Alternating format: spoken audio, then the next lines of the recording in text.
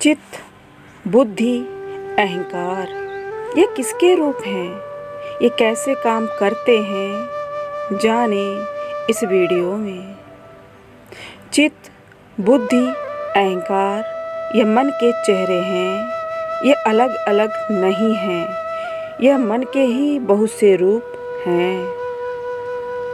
इसको ऐसे समझें जैसे कोई एक व्यक्ति है, चाहे स्त्री हो चाहे पुरुष हो, इन दोनों के ही अनेक रूप हैं। एक व्यक्ति बाप भी हो सकता है, बेटा हो सकता है, पति हो सकता है, भाई हो सकता है, वह कुछ भी हो सकता है।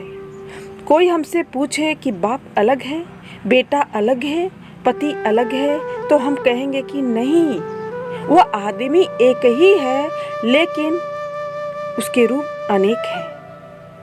किसी के सामने वो बाप है तो किसी के सामने वो बेटा, किसी के सामने पति, किसी के सामने मित्र तो किसी के सामने शत्रु है।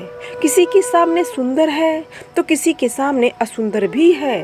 किसी के सामने मालिक है तो किसी के सामने वह नौकर भी है। कहने का मतलब है कि एक व्यक्ति के कई रूप हो सकते हैं। एक ही आदमी किसी का बाप है, पति है, पिता है, भाई है, मालिक है, नौकर है और मित्र है, शत्रु भी है।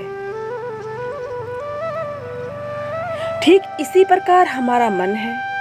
हमारा मन बहुत तरह से व्यवहार करता है।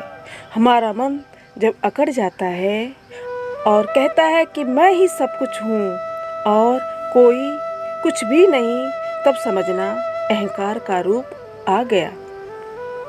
जब मन विचार करता है, सोच करता है, बैठे बैठे सोचता रहता है, विचारता रहता है, तो समझना कि बुद्धि आ गई। जब मन न सोचता है, न विचार करता है, सिर्फ तरंगों में ही बहता चला जाता है, कभी धनी होता है तो कभी राष्ट्रपति बनता है, सपना देखता है, तो समझना चित्त की तरंग है, चित्त का ही रूप है।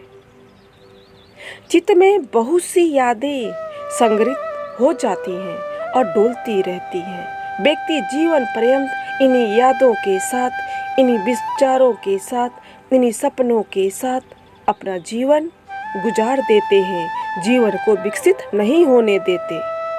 व्यक्ति सीमित हो जाता है, उसका आत्मिक विकास रुक जाता है। सोचना, विचारना और सोच विचार करके उसी में बहना, सपना देखना, निर्णय लेना, ये सब मन के रूप है। और व्यक्ति मन में जीता है। मन से जीने वाला व्यक्ति सदा ही मस्तिष्क केंद्र में होगा। मस्तिष्क से ही सारा काम लेगा, तर्क करेगा। स्मरण रहे, सोच विचार प्रक्रिया हमेशा वर्तुलाकार होती है, विषय के इर्द गिर्द घूमती रहती है। वो कभी भी अनुभूति के केंद्र पर नहीं पहुंच सकती। नमो चेतन।